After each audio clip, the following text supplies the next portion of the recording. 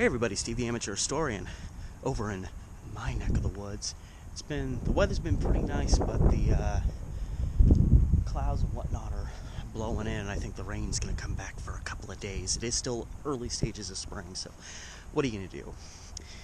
I am here with you right now in this moment because I have, and I'm kind of cheating the system because I'm just kind of lingering in my neighborhood, not going to the actual location, but the primary reason for that is I have two cases to talk about.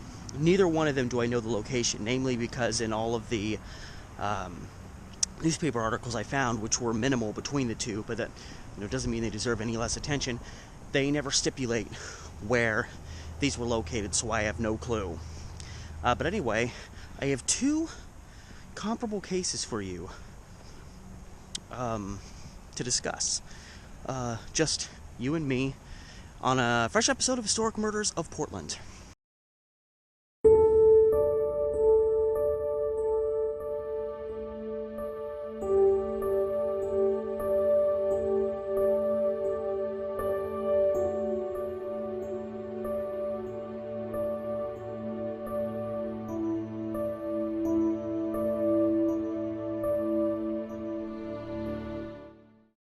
So these two cases in particular occurred just a little over 6 years apart from one another, but kind of the circumstances surrounding them were very comparable. And again, in the few articles I could find, there was never any location given. The only information I could get about location was that these both happened in apartments, apartment buildings, apartment houses. I'm not sure, but that's all I have to go on is the type of location that it occurred in. And the first case is from March 28th, 1925. 95 years ago, almost exactly. And this involved a 27-year-old woman named Hazel Heater. And not really, I found like 6 very brief articles about this case, and that was it. So, no background information on this woman. All we know is that she was living in an apartment somewhere in Portland, maybe on the west side of the river, possibly, maybe on the east side, I don't really know. But she was also, the only other real piece of information I could find was that she was living with a guy named Jack Hall, who, according to the newspapers, was a logger, which I think, there was a lot more, things were a lot less developed around here, so I think there was, big patches of trees were closer to where people lived, so I think loggers living in Portland was a lot more prominent than it is, well, here and kind of anywhere now. And there's some suspicious, or at least kind of conflicting details in this case. Namely, we have this guy Jack Hall, who's described as a friend and later described as living with Hazel Heater. Maybe they were in a romantic relationship, maybe they were just roommates. I don't know. That particular information wasn't given, but according to Jack Hall, he left on this day. He left the apartment around 4 p.m. and reportedly came home at around 7:45 p.m. But then it's reported that Hazel Heater, that he didn't see her again till around 11 p.m. because it was reported that around 11 p.m. was when the body of Hazel Heater was discovered inside her apartment. She had been brutally assaulted with a gas pipe, just beaten repeatedly in the head by a gas pipe, fractured her skull, causing her death. By the time she was found, she was dead in her apartment.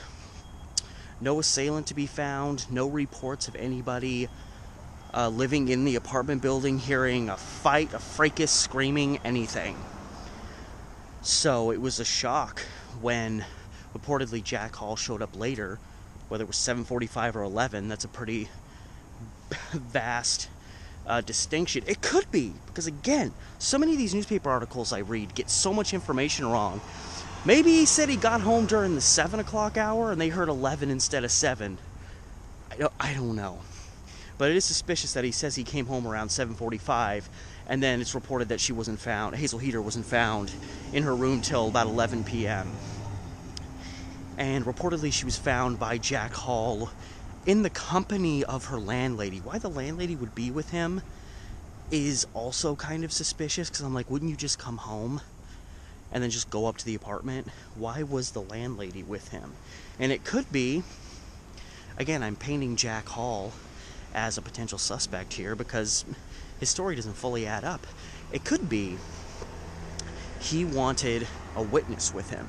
So he grabs the landlady for whatever reason and has her go upstairs with him, and so the landlady sees him return, accompanies him upstairs, and it's like, I have this sort of semi-alibi. The idea that I was out of the building for a while because she saw me, I think it said landlady, so it was a woman leading the place up. She sees me come in, goes with me upstairs, and we both discover the body dead, and we're both shocked. Jack Hall also said, and who knows if he's telling the truth or not, because it's just his word against nothing, he said that a short, swarthy foreigner, as he described him, he saw a guy of this make leaving the apartment as he was returning, so right as he was returning. The presumption being, we have a mystery man leaving the apartment and Hazel Heater beaten to death dead upstairs. Or at least I'm assuming it was upstairs. I don't know why I'm assuming that, but beaten to death in her room inside the apartment. So, maybe Jack Hall really did see this suspicious guy. Maybe he's just trying to fabricate a potential suspect to throw the heat off of him. Again, I'm highly suspicious of this guy because of what I've just said. But in the end, like the second case I'm going to tell you about, the case of Hazel Heater, there was like a couple articles done on him, none of them really long, and then the case just seemed to disappear. There's no verification that this foreigner guy was found or that Jack Hall, he was arrested, but it seemed like he was mostly being kept as a witness or for questioning. Because after he returned to the apartment, he accompanied the landlady up to the room and found Hazel Heater beaten to death dead in her room. He immediately left the apartment after that, which is also suspicious.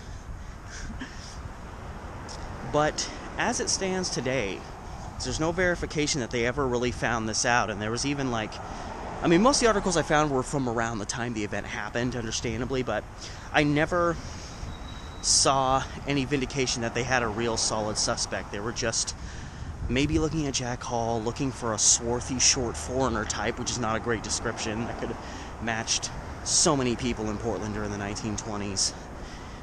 And so there was no resolution. So as far as I'm concerned, to this day, the event lingers in Portland history as an unsolved murder crime. There was one more theory put forward. There wasn't really a lot to go on, but it was a theory nonetheless. And it was interesting aspect that almost to the day, exactly 4 years before Hazel Heater was found dead in her apartment, it was later March 1921, her brother was living in Eugene, in about 100 miles south of here, and he was also brutally beaten to death. He was beaten, left for dead along a railroad line. Apparently he was grabbed and saved right before a train hit him, and he survived for a while, but then eventually succumbed to his injuries. And according to the newspaper, he was probably so close to dying by the time they saved him that he probably wasn't even in his right mind, and he couldn't really give them any details about who the perpetrator was that attacked him. Maybe if he said it was a short, swarthy foreigner, Jack Hall would have a little credibility, but we don't know. But it is interesting that almost exactly 4 years to the day before Hazel Heater was murdered in her Portland apartment, beaten to death in the head, her brother suffered almost the exact same fate. And because when you have an unsolved crime, you don't really know where to go. You consider all sorts of different theories, and they were kind of theorizing that maybe there was somebody who had like a vendetta against Hazel's family, and they were finding them and murdering them one by one. I don't really know how much substance there is to that. I don't know if anybody else in Hazel's family suffered a brutal murder. It's just kind of coincidental the way things went down. And, a theory is a theory. So they considered that. It seemed like they were considering that possibility, and it probably didn't go anywhere. And it seems suspicious that if somebody's out to kill all these members of Hazel Heater's family, that it would take her 4 years after killing her brother to finally find Hazel. But when you have an unsolved crime, what are you going to do? And so that was the murder case, a case that only got a couple really small little articles. Even when it was a fresh story, it didn't really get any attention. So I wanted to bring that forward, this 1925 brutal murder of a woman in the city of Portland. But transitioning, there was another very similar case that happened a few years later in 1931. This next case, so many correlations with the one I just brought to you. And in that vein, we fast forward ahead to July 27th, 1931. A little over 6 years after Hazel Heater is found dead in her apartment, a woman named Anna Morris was found dead in her apartment, died under similar circumstances. She was discovered beaten in the head, bruises all over her head, and she died from trauma as a result of being attacked in the head. One difference from Hazel Heater's case is Anna Morris was discovered nude. All her clothes had been stripped away, so it's possible the perpetrator in question tried to sexually assault her. May have, been successful in doing that, or maybe tried to and then had to flee the scene, because here's another correlation in these cases.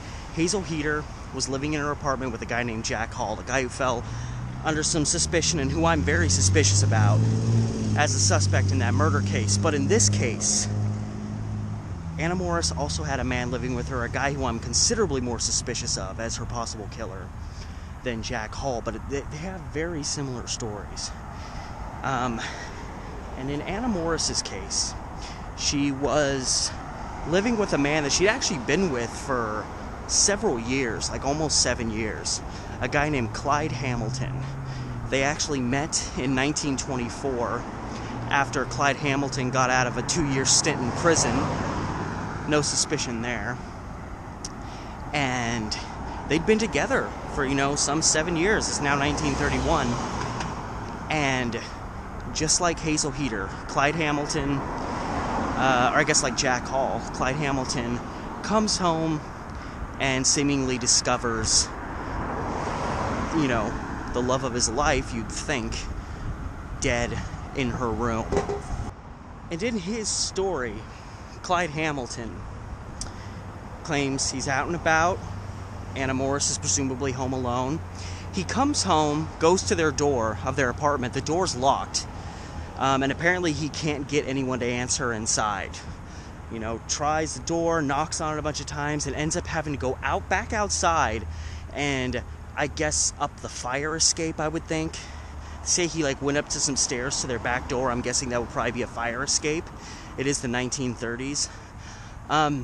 Why Clyde Hamilton wouldn't have a key to the apartment he's living in with a woman who's, almost at a point of being his common-law wife at this point is kind of suspicious and a little bit of a hitch in his story. But he claims he gets to the back door, and as he tries to get inside, there's a man he claims he's never met before who's already inside the apartment. And the man comes to the door, kind of prevents Clyde Hamilton from coming in and asks who he is.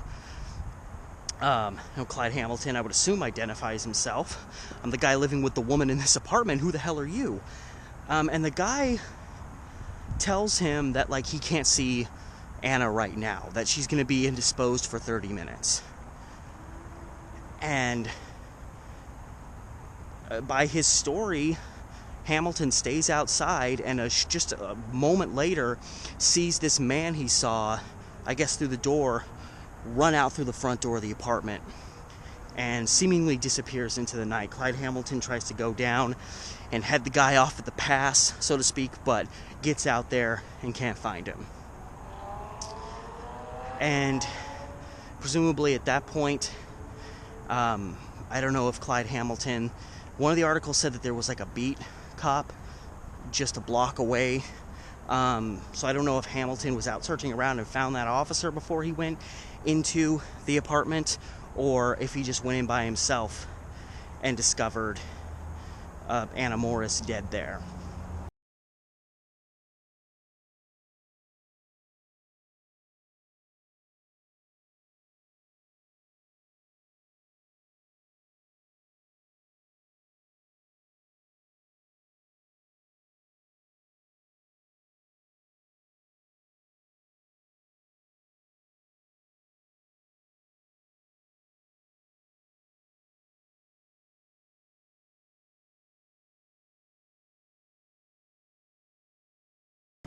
And authorities were suspicious of Hamilton, as they were in the case of Jack Hall with Hazel Heater, but I'm just trying to put this ridiculous story together. You have a guy who lives in this apartment with a woman that he's been with for 7 years. Like, you think he would be a little more forceful?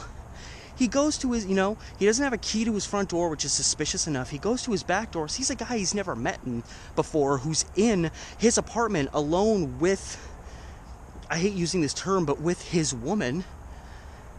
And he doesn't put up a fight. He doesn't force his way into the apartment. The guy tells him, sorry, and Anna's not going to be available for 30 minutes.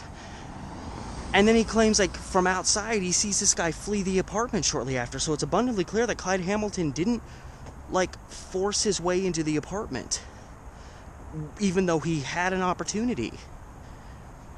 And he just kind of waited outside and let this mysterious stranger do what he did. It's kind of like, Jack Hall conveniently having this short, swarthy foreigner to blame this crime on. I'm like, why would you just stand out there?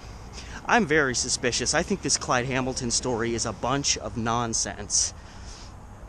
Again, you can blame a crime you commit on a random stranger that nobody else ever sees.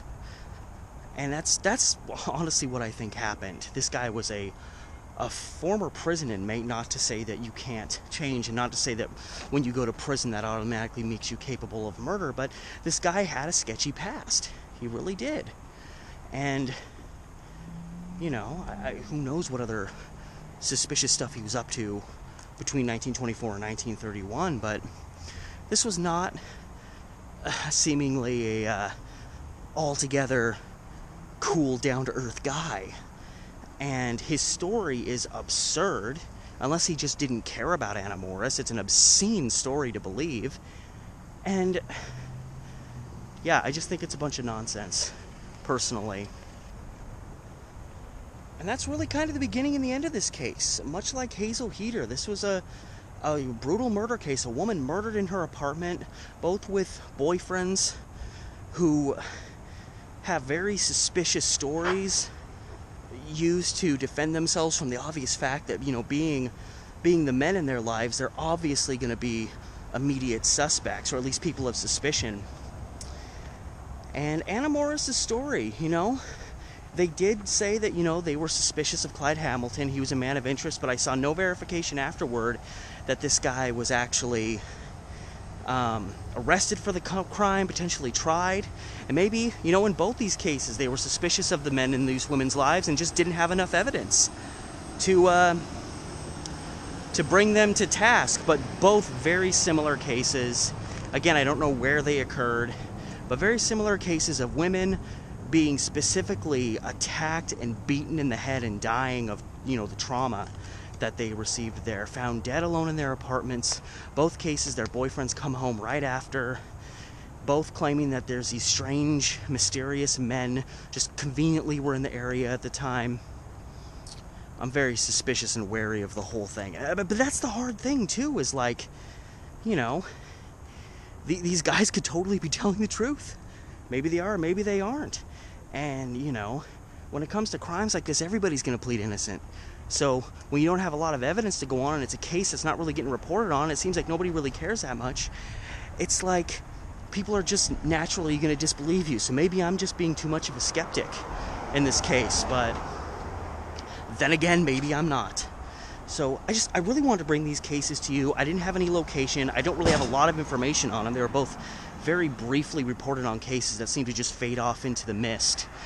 that I felt, deserved some attention. These were human beings who died in ways that I cringe at the idea of ever dying in a similar way, just being attacked in your own home and left for dead.